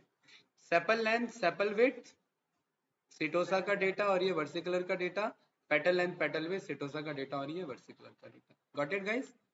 ये तो अभी तक तो बस एनालिसिस है, मॉडल अभी नहीं बना, अभी बस एनालिसिस है। हम ये एनालिसिस हमने ये किया इसलिए देखने के लिए कि क्या हम सेग्रीगेट कर पा रहे हैं डेटा को, क्या मेरा मॉडल वैसा है कि हाइपरप्लेन बनाया जा सकता है।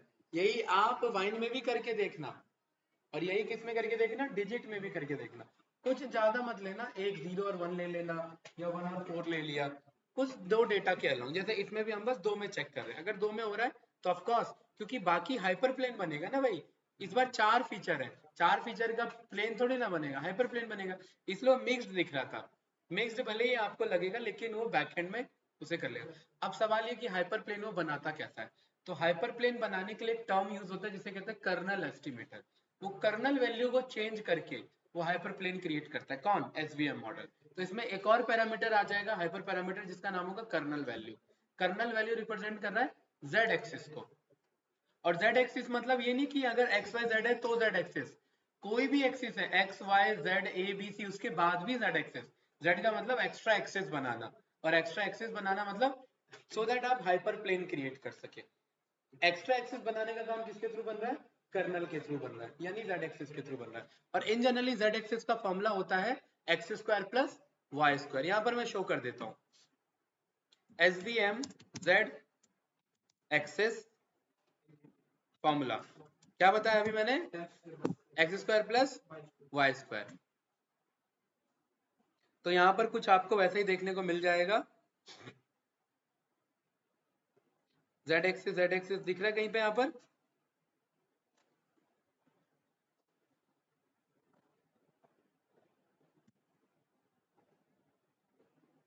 ये रहा, ठीक है। z is equals to X square and Y square. इसी में X square plus Y square होगा, मैं लिख देता हूँ X square plus Y square, so that मुझे यही दे x2 प्लस y2, यानी कि z एक्सिस का मेरा फॉर्मूला। या फिर मैं कर्नल लिख देता हूँ तो डायरेक्ट आ जाना चाहिए। आ रहा है क्या यहाँ पर कर्नल का x, हाँ ये देखिए, ये बनाता, ऐसे बनाता एक्चुअली में कर्नल, ठीक है। हाँ, एक तो ये डेटा गया, ये रहा, यही तो बता रहा था ना, ये रहा z इज इक्वल्स टू, ठीक है, परफेक्ट। कुछ इस तरीके से बनाएगा, ये बना रहा है आपका z एक्सिस, ये ना एक अभी तो लाइन दिख रही है, लेकिन ये एक प्लेन जा रहा है, इसे इस तरीके से इमेजिन करना। ये देखिए, ये x डेटा पॉइंट, ये दूसरा डेटा पॉइंट, इन दोनों के बीच में सेपरेट करने का एक बीच में हॉलो सिलेंडर इमेजिन कर लो। इमेजिन कर पा रहे हो 3D में एक हॉलो सिलेंडर जा रहा है जो दोनों को कट करता हुआ जा रहा है, क्यों भाई, एक प्लेन ऐसा है, उस प्लेन के बीच में एक हॉलो सिलेंडर जा रहा है जो एक ऐसा है, जिसमें से बीच का डेटा पॉइंट इधर सेपरेट हो गया, क्लियर है। तो ये किसके बेसिस पे बनेगा, मेरा कर्नल वैल्यू के बेसिस पे, ठीक है।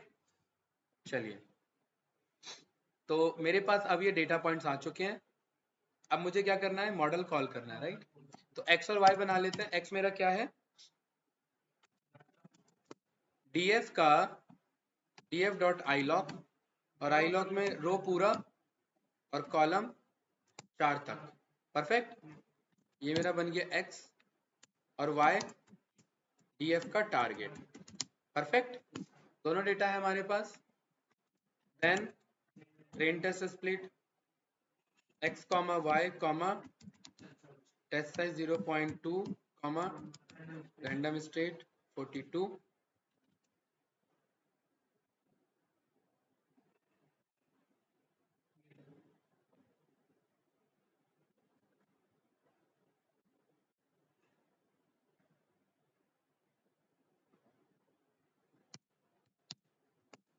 उसके बाद गाइस मॉडल लेंथ चेक करना है, लेंथ क्रॉस वेरीफाई कर लो, राइट।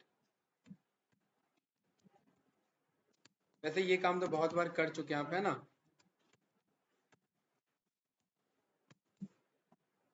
ठीक है, क्या करना है हमें, model is equals to SVC, perfect. देखिए, ये सब हम आगे सीखते हैं। वैसे कर्नल मेरा क्या यूज हो रखा है, ठीक है। यहाँ पर आपको कर्नल के और भी डिफरेंट वैल्यूज मिल जाएंगे, कि हम यहाँ पर भाई पर्टिकुलरली कर्नल में लीनियरली यूज करना चाह रहा हूँ, ठीक है। अभी मेरा पॉलिनोमियल है, यहाँ पर सिग्मॉइड है, और RBF करके भी एक और मेरे पास है, राइट, ठीक है। पर्टिकुलरली ये मेरे कर्नल्स के वैल्यू है, ये सब किस चीज में यूज होंगे? हाइपर प्लेन में, ठीक है, बैकएंड में कैलकुलेट करने के लिए। तो हम बोल सकते हैं पॉलिनोमियल नहीं लेना, सिग्मॉइड नहीं लेना, प्री कंप्यूटेड नहीं लेना, लीनियर ले लो। तो वो जो होलो वो बना रहा था ना, वो होलो ना बना करके लीनियर लाइन बना था। कैसी लाइन बना था? जैसे ये लाइन जा रही है, क्लियर है? तो ये कर्नल के वैल्यू के थ्रू है, सेम एज इट इज। इसमें और क्या मिल जाएगा हमको? बाकी ये जो हाइपर पैरामीटर है ना, ये हाइपर पैरामीटर ट्यूनिंग की क्लास में ही पढ़ेंगे। सी मेरा किसको रिप्रेजेंट कर रहा है भाई? रेगुलराइजेशन को। और गामा मेरा किसको रिप्रेजेंट कर रहा है? वही पर्टिकुलरली लो गामा और हाई गामा वैल्यू को। बाय डिफॉल्ट गामा में कितने वैल्यूज है मेरे पास? गामा में स्केल है ऑटोमेटिक, और दूसरा है मेरा ऑटो स्केल के बेसिस पे, ठीक है? वही है मेरा, राइट, हाई और लो के बेसिस पे, क्लियर? ठीक है। तो यहाँ पर आपने अभी हमने कुछ भी नहीं दिया, हम कह रहे हैं जो बाय डिफॉल्ट है वो हमारा यूज कर लो। और फिर हम चेंज करके देखेंगे मेरा एक्यूरेसी बढ़ रहा है या घट रहा है। अब जरूरी नहीं है कि वो बढ़ेगा, वो घट भी सकता है, गलत ट्यूनिंग होगा तो वो घट भी जाएगा। मॉडल डॉट फिट, और फिट में हम क्या पास करेंगे? परफेक्ट। और मॉडल डॉट,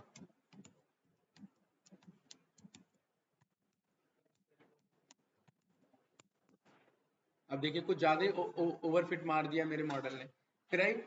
1 का मतलब 100%, मतलब सारे हाइपर प्लेन बन गए, सब कुछ इजीली क्लासिफाई हो जाएगा। कंफ्यूजन मैट्रिक्स कुछ जीरो आएगा इस बार, कोई एरर नहीं होगा। हाँ वही अभी हम चेक करते हैं कंफ्यूजन मैट्रिक्स। कंफ्यूजन भाई साहब को कॉल करते हैं, उसके लिए वाइप्रेड चाहिए मेरे पास, राइट? तो वाइप्रेड कॉल करा लेते हैं। Y pred is equals to model dot predict, और प्रेडिक्ट में मैंने क्या कॉल कर लिया? एक्सटेस्ट को, राइट? वाई प्रेड आ चुका है मेरे पास। अब देखिए एक्चुअल वाई टेस्ट आपको भी दिख जाएगा, ठीक है? और क्या मैं पूछ रहा हूं, मैं कंपेयर कर रहा हूँ, वाई टेस्ट बराबर है किसके? वाई प्रेड के। इसमें कहीं पे भी फॉल्स दिख रहा है क्या? इसका मतलब क्या है भाई? तभी तो मॉडल का एक्यूरेसी 100 था ना हमारा। वैसे इन जनरली हम ये कोड रन नहीं करते, लेकिन फिर भी मैंने शो करा दिया आपको कि y जो ट्रू था और y जो प्रेड था वो दोनों बराबर है, मतलब एक ही चीज है। तो कंफ्यूजन मैट्रिक्स में आपने बोला कि पहले y ट्रू यानी y टेस्ट, और दूसरा y प्रेड यानी y प्रेड। तो देखिए खाली डायगोनल वैल्यू और बाकी सब क्या है? 0 0 0, राइट? अब क्लासिफिकेशन रिकॉर्ड आप यहाँ पर प्रिंट कर लीजिए, सेम यही y टेस्ट और y प्रेड के बेसिस पे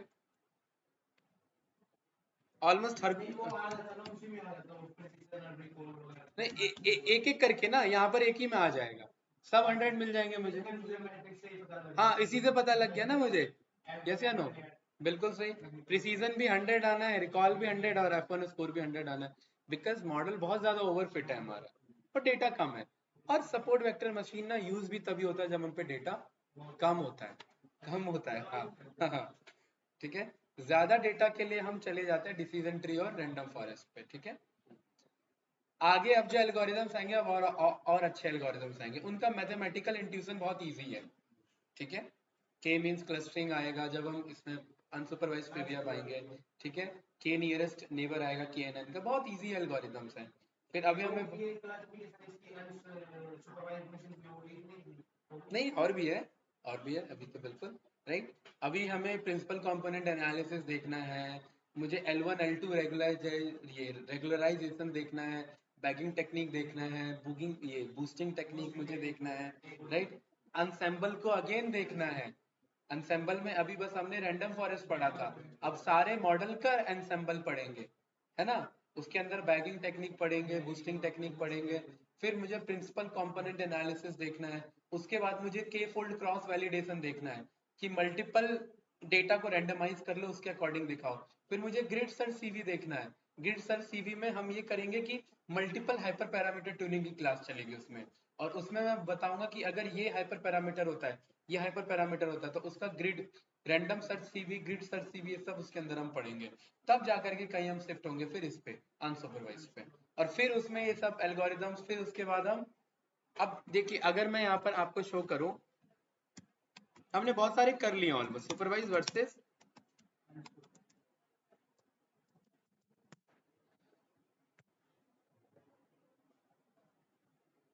यहाँ पर मैं एल्गोरिदम लिस्ट लिख देता हूँ, राइट है ना?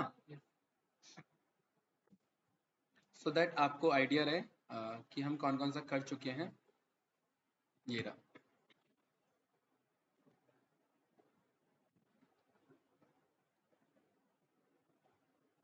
तो ये है, ठीक है। क्लासिफिकेशन एसबीएम, ठीक है। Knife base nearest neighbour KNN, इसके अंदर हम देखेंगे। रिग्रेशन में simple right support vector, SBR क्या है, सपोर्ट, ठीक है। ये जीपीआर भी उसी के बेसिस पे, अनसेंबल मेथड्स, डिसीजन ट्री। और ये तो खैर ये इसने पूरा कंपाइल कर दिया, एआई का भी यूज कर लिया, इसलिए न्यूरल नेटवर्क्स भी कुछ शो कर दिया।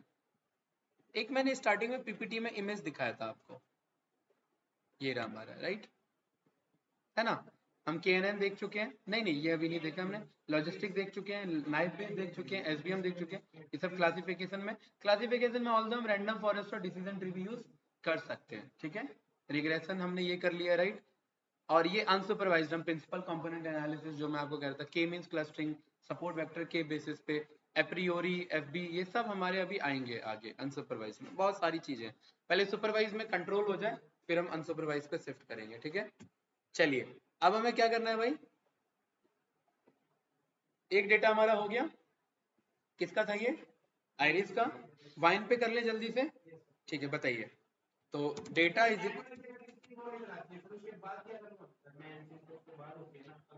नहीं एक्यूरेसी अगर आ गई और एक्यूरेसी अगर मॉडल के अकॉर्डिंग है तो मॉडल रेडी है। उसके बाद मॉडल को सेव करो, मैं बहुत पहले क्लास में सिखा चुका हूँ। मॉडल के अंदर हमारे पास पर्टिकुलरली यहाँ पर आ जाएगा कि ये मेरे पास मॉडल है, राइट। ये रहा मेरा मॉडल एसबीसी। तो मैं यहाँ पर कॉल कर लूंगा, हाँ ये मैंने सिखाया था, आपको याद होगा, है ना। हम पिकल को इंपोर्ट कर लेंगे और यहाँ पर मैं बोलूंगा कि विद ओपन करो, किसको, मेरे फाइल को। मेरा फाइल का क्या नाम है, iris trend, iris underscore trend underscore SVC dot pickle, PKL। कोई डाउट तो नहीं भाई। इसे मुझे ओपन करना है किसमें, राइट बाइनरी मोड में एज एफ, और एफ के अंदर मुझे क्या करना है, पिकल डॉट डम्प। इसमें मुझे आ जाएगा एफ नहीं, पिकल डॉट डम्प, क्या आ जाएगा, पिकल डॉट डम्प। और डंप में मुझे ऑब्जेक्ट देना होता है और फाइल देना होता है। तो ऑब्जेक्ट है मेरा मॉडल और फाइल है मेरा एफ, ठीक है ये। और यहाँ पर आप प्रिंट कर लेंगे डन, ये डन हो चुका है। इधर आ जाएंगे तो देखिए आइरिस ट्रेंड एसवीसी पिकल, अभी भेज रहा हूँ, अभी प्रूव हो जाएगा, क्लियर है। और ये क्रॉस वेरीफाई करके मुझे दिखा दो कि काम कर रहा है कि नहीं कर रहा। क्या करना है आपको, जस्ट इस मॉडल को लोड करना है, ट्रेनिंग हो चुकी है इसकी। अब आपको अपना क्या डेटा देना है, इनपुट डेटा देना है प्रिडिक्ट फंक्शन में, और आपको बताना है कि ये कैलकुलेट करके दे रहा है कि नहीं दे रहा है। मैं ये डेटा भेज, ये मॉडल भेज रहा हूँ, मैं आपको डेटा नहीं भेज रहा हूँ, क्लियर है गाइस। आप लेकिन पांडा से डेटा लोड करके रख लो जरूर, है डेटा लोड करके रख लो। अगर आपका सब कुछ भाई परफेक्ट हो ही गया तो क्या करोगे, मॉडल सेव करके आगे भेजोगे। आगे भेजने का मतलब क्या है हमारा, अब डिप्लॉयमेंट के लिए यूज करना है अब हमें, है ना। अब आइदर उसे वेबसाइट पे डिप्लॉय करो, या क्लाउड पे डिप्लॉय करना है, या कहाँ डिप्लॉय करना है, ठीक है। या एंड्रॉइड एप्लीकेशन में, फोन एप्लीकेशन में, डिप्लॉयमेंट कहीं पे भी हो जाएगा, मॉडल अगर बन चुका है तो। ये आगे जाकर के हम सीखेंगे, डीप लर्निंग में जब आएंगे ना, एआई का मॉड्यूल है ना पूरा, उसमें तो प्रॉपर एप्लीकेशन बनाएंगे हम, वेबसाइट बनाएंगे, उसमें डिप्लॉयमेंट तक होगा, पूरा एंड टू एंड काम करेंगे।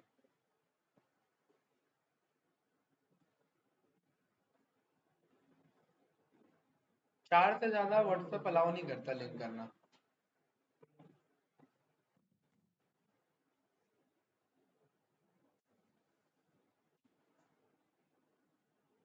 तब तक आपने डेटा लोड कर लिया, इनपुट बना लिया, एक्स इनपुट। नहीं समझे मैं क्या कहना चाह रहा हूँ, चलो मैं दिखा देता हूँ मैं क्या कहना चाह रहा हूँ।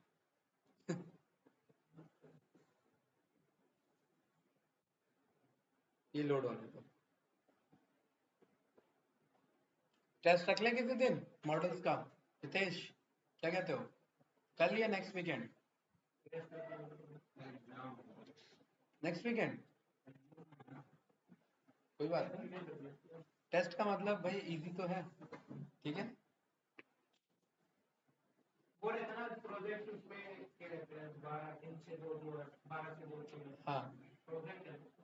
उसमें आज थोड़ा सा प्लॉटली देख लेंगे जो बच गया, डॉक्यूमेंटेशन ही है उसमें, राइट, प्लॉटली का। और फिर प्रोजेक्ट उसमें नेक्स्ट वीकेंड स्टार्ट करेंगे। कल एक मुझे पांडास का नया मॉड्यूल सिखाना है। प्रोजेक्ट स्टार्ट करवा देते ना, तो जैसे मैं आगे कैसे पावर किसमें भाई 5 से 7 का बैच बन रहा है, आज कर लो स्टार्ट, क्या दिक्कत है? घर जाओ आराम से आज, नहीं वही मैं कह रहा हूँ, आज आराम से घर जाओ। इस वीकेंड, ये 2 वीकेंड का इश्यू है बस, एक तो इस वीकेंड का और एक नेक्स्ट का। हाँ 2 क्लास और। प्रोजेक्ट तो हो जाता लेकिन फिर वही है, अभी कैंडिडेट्स इन्फॉर्म नहीं है प्रोजेक्ट को लेकर के। आज मैं इन्फॉर्म कर दूंगा कि नेक्स्ट वीकेंड में प्रेजेंट रहें, सो दैट जो आ सकते हैं वो आए, है ना। ये लोड नहीं हो रहा भाई। चलिए ठीक है, कोई बात नहीं। अब आप समझिए, जब ये मैं व्हाट्सएप पे भेज देता आपको, ये मैं व्हाट्सएप पे भेज देता, आप लोग क्या करते, इसे डाउनलोड करते, है कि नहीं है? और ये डाउनलोड करते तो कहाँ पाया जाता? डाउनलोड्स में पाया जाता आपके। आप जुपिटर नोटबुक पे आते, एक अपना नया फाइल खोलते, ये पुराना फाइल ये हमारा डन हो चुका है, तो मैं इसे कट कर दे रहा हूँ। कोई कंफ्यूजन तो नहीं गई? नया जुपिटर नोटबुक बनाते, इसका नाम आपने रख दिया चेक, राइट। और आपके पास ऑलरेडी ट्रेंड ब्रेन है। ट्रेंड ब्रेन का मतलब ट्रेंड मॉडल है, यस या नो? आपने बोल दिया इंपोर्ट कर लो किसे, उस ट्रेंड मॉडल को यूज में लाने के लिए क्या चाहिए मुझे? पिकल चाहिए, क्योंकि पिकल की फाइल है वो। दूसरी पीडी, और तीसरा इनपुट डेटा चाहिए मुझे, है कि नहीं है? कोई डाउट तो नहीं? ठीक है।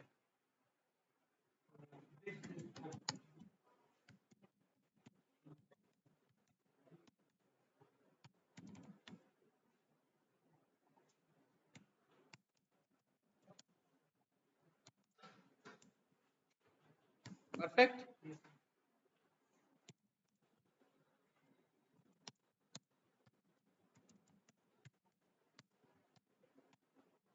वो फाइल आ गई है हमारे पास। डाटा फ्रेम में कैसे कन्वर्ट करेंगे? वो तो नहीं डेटा फ्रेम नहीं, मैं डेटा लेने के लिए लोड आयरिस का डेटा फ्रेम बना रहा हूँ, है ना। अगर आप मैन्युअली डेटा डालना चाहते हैं वो भी डाल सकते हैं, अभी बता रहा हूँ कैसे।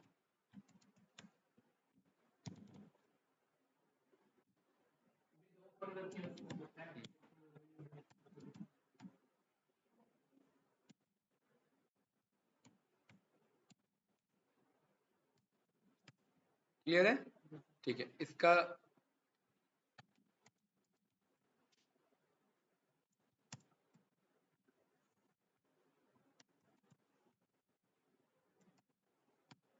इतना तो करना पड़ेगा, राइट, है कि नहीं है?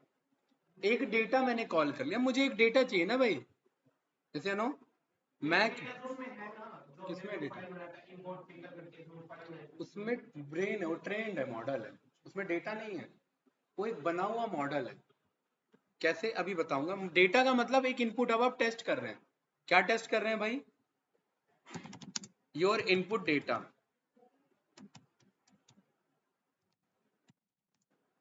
इनपुट डेटा क्या है आपका, बताइए?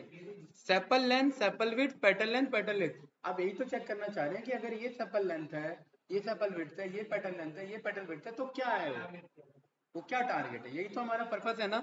तो मैं sepal length, sepal width, petal length, petal width ये कॉल कर लूं 146 का, कोई डाउट तो नहीं? इसे यहाँ मैंने कॉल कर लिया कैंडिडेट, यस या no?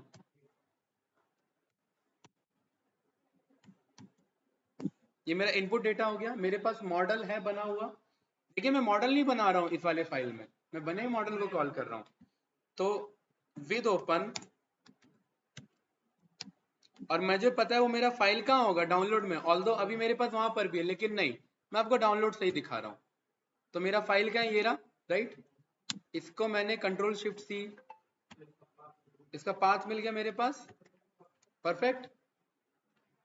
Are raw string mode में, राइट, एज रीड बाइनरी में, राइट, बाइनरी फाइल होती है तो ये read in binary, as F pickle dot load.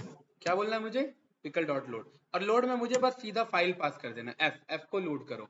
और मुझे पता है मेरा बना हुआ मॉडल है, यस या नो? इसका मैंने नाम दे दिया ट्रेंड ब्रेन, ट्रेंड ब्रेन। कोई डाउट तो नहीं? ये जो मेरा मॉडल था वो किसके अंदर अब एसोसिएट हो गया है? ट्रेंड ब्रेन के अंदर में, और मैंने इस ट्रेंड ब्रेन के अंदर में, क्योंकि ये मॉडल है, इसके अंदर डायरेक्ट प्रेडिक्ट फंक्शन होगा, और इस प्रेडिक्ट फंक्शन को मुझे क्या डेटा देना, इनपुट डेटा देना, वैल्यू एरर यानी वो शेप में मिसमैच होगा, तो यहाँ पर मुझे डबल लिस्ट में ये पास कर देना, और मेरे को ये पता लगा कि ये किससे बिलोंग कर रहा है, 2 कैटेगरी से, और एक्चुअल भी मेरा 146 किससे बिलोंग कर रहा था, 2 से, वर्जीनी का राइट जो भी है कि नहीं। ये है ट्रेंड ब्रेन का काम, ट्रेंड मॉडल का काम। अब आपको मॉडल नहीं बनाना था, अब ये मॉडल ऑलरेडी बन चुका है। हाँ, अब बस इसे डेटा देना है। तो जो वेबसाइट पे डिप्लॉयमेंट होता है ना, वैसे ही होता है।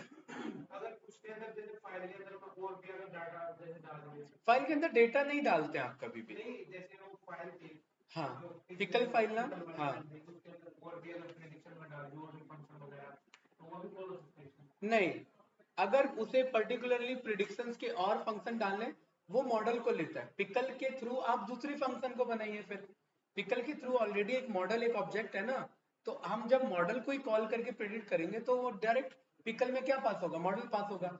अगर आपको कुछ अपने फंक्शन बनाना है तो फिर अपने फंक्शन अलग बनाइए और उसको एक फाइल में लोड करिए, वो पिकल के थ्रू फिर आप कर सकते हैं। पिकल दोनों चीज में कैपेबल है। क्लास कॉन्सेप्ट जो होते हैं ना आपके बने हुए क्लासेस, उसको भी फाइल में कन्वर्ट कर सकता है, प्लस आपके मॉडल्स जो होते हैं उन्हें भी फाइल में कन्वर्ट कर सकता है। अभी हमारा पर्पस अपने क्लासेस को फाइल में कन्वर्ट नहीं करना था, हमारा पर्पस था हमें मॉडल को अपने फाइल में कन्वर्ट करना। तो मॉडल मेरा कन्वर्ट हो चुका है, वार्निंग इग्नोर कर देंगे हम, राइट।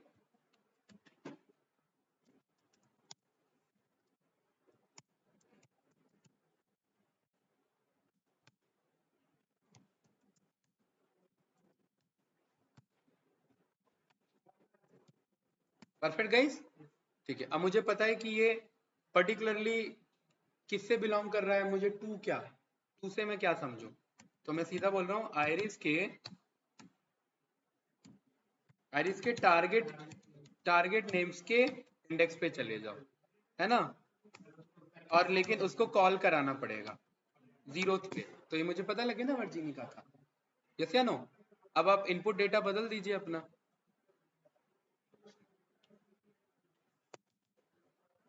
ये रहा। अब आप कह रहे हैं कि अगर पर्टिकुलरली इस टाइप का कुछ रहता है, राइट, या ये तो टू तो बताएगा ही कुछ इस टाइप का, है ना।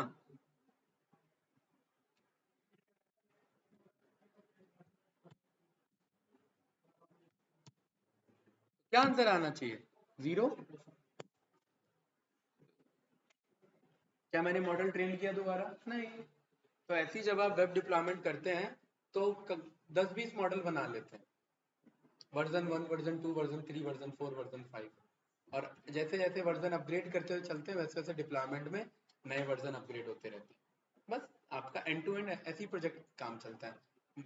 क्या था प्रोसेस हमारा, डेटा मंगाना, अगर डेटा क्लीनिंग की रिक्वायरमेंट है पहले एक्सप्लोर करना, कौन सा बेस्ट मॉडल होगा वो फाइंड करना, कल को जब डिप्लॉयमेंट करेंगे तो बेस्ट मॉडल फाइंड करेंगे, बेस्ट मॉडल के अकॉर्डिंग हम बोल सकते हैं कि ये मॉडल अच्छा स्कोर दे रहा है, अच्छा एक्यूरेसी दे रहा है, अच्छा सब कुछ है, इसके बेसिस पे उस मॉडल को पिकल में सेव कर लिया, उसको आगे फर्दर डिप्लॉयमेंट के लिए यूज कर लिया।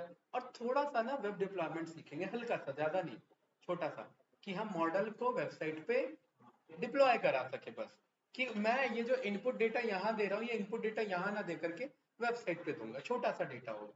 हमें बहुत बड़ा डायनामिक वेबसाइट नहीं बनाना, छोटा सा डिप्लॉयमेंट सीखना है। डिप्लॉयमेंट के 3 मॉड्यूल, जेंगो, फ्लास्क और फास्ट, तीनों में देख लेंगे, अगर टाइम मिलेगा तो तीनों में देख लेंगे, स्टार्ट पहले एक से करेंगे, क्लियर है। लेकिन ये सब कब, जब मॉडल बनाना पूरा आ चुका हो, डिप्लॉयमेंट के स्टेज में, अभी काम हमारा डिप्लॉयमेंट का नहीं है।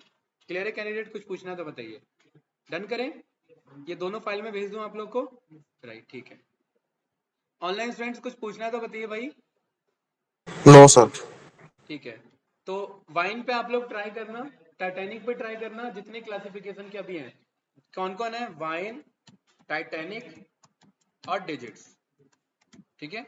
इन 3 पे एक बार ट्राई करके कल मुझे दिखाना, और ये इस बार ये भी प्रोसीजर करना, तीनों अपने अपने मॉडल ग्रुप में भेज देना, व्हाट्सएप पे तो भेज सकते हो ना, ठीक है। वाइन ट्रेंड मॉडल, ये अंडरस्कोर नाम लिख देना कि ये एसबीएम से ट्रेंड है, ये डिसीजन ट्री से ट्रेंड है, ये लॉजिस्टिक से ट्रेंड है, और ये रैंडम फॉरेस्ट से ट्रेंड है, राइट। ये सब नाम लिख के भेज देना, फिर मैं देख लूंगा कौन सा मॉडल किसका अच्छा परफॉर्म कर रहा है, राइट। चलिए ठीक है, मैं फाइल भेज देता हूँ, बाकी मिलते हैं आप लोगों से कल फिर, राइट?